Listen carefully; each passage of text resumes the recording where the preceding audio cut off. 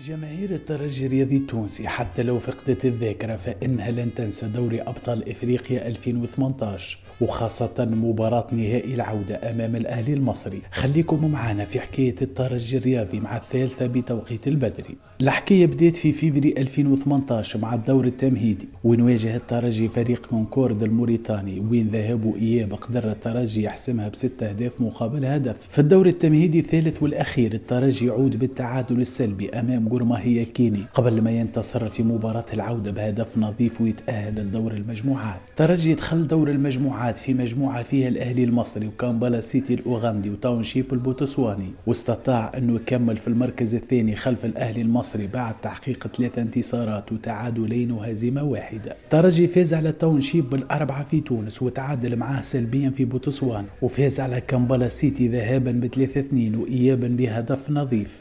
أما مع الأهلي المصري فتعادل الترجي خارج الديار 0-0 وخسر صدارة المجموعة بعد ما خسر بهدف نظيف في رادس. في ربع النهائي الترجي اصطدم بالنجم الساحلي في مواجهة تونسية خاصة، واستطاع شيخ الأندية التونسية أن يفوز ذهابا بهدفين مقابل هدف وحسمها في الإياب أيضا بهدف نظيف. في نصف النهائي بدأت الإثارة الحقيقية وبدأت جماهير المكشخة تحلم باللقب. الترجي يعود من أنغولا بالهزيمة 1-0 ويدخل مباراة العودة في رادس أمام بريميرو دوغوستو الأنغولي مطالب بالفوز بفارق هدفين على الأقل من أجل العبور. ولكن وبعد ما دخل الترجي بقوة في الدقائق الأولى كان الدوش البارد من فريق بريميرو اللي سجل الهدف الأول في الدقيقة 7 بعد خطأ من الحارس رامي الجريدي، والترجي صار مطالب بتسجيل 3 أهداف على الأقل. الاستسلام ممكن يكون في قاموس أي فريق آخر ولكن ليس في قاموس لاعبي الترجي، ويوسف بليلي يتحصل على ركلة جزاء في الدقيقة 14 ويسجلها بنفسه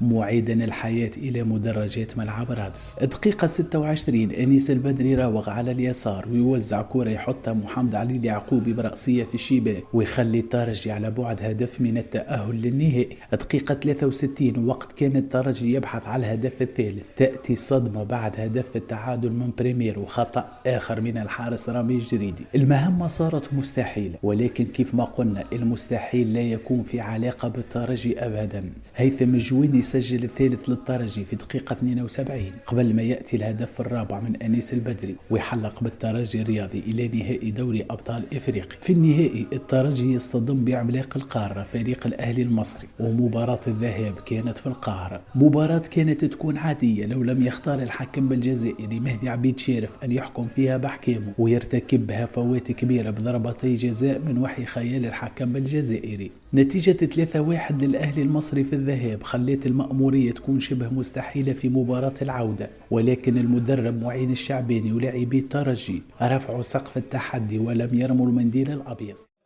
مش مشكل ريكوبيرابل، حبوا جمهورنا يجي يدز معنا وبحول الله نعودوه الكوب تقعد في تونس. يدخل الترجي مباراة العودة في ملعب رادس أمام 60,000 مشجع ومئات الآلاف من المشجعين اللي كانوا خارج الملعب. الشوط الأول كان يسير للتعادل السلبي مع أداء باهت لأبناء باب سويق، ولكن سعد بقير اختار أن يدخل الفريقان لحجرات الملابس مع هدف التقدم للترجي. في الشوط الثاني لم يكن أحد قادر على إيقاف عزيمة لاعبي الترجي، وسعد بقير يسجل الثاني للترجي ويخلي اللقب في تونس وقتيا.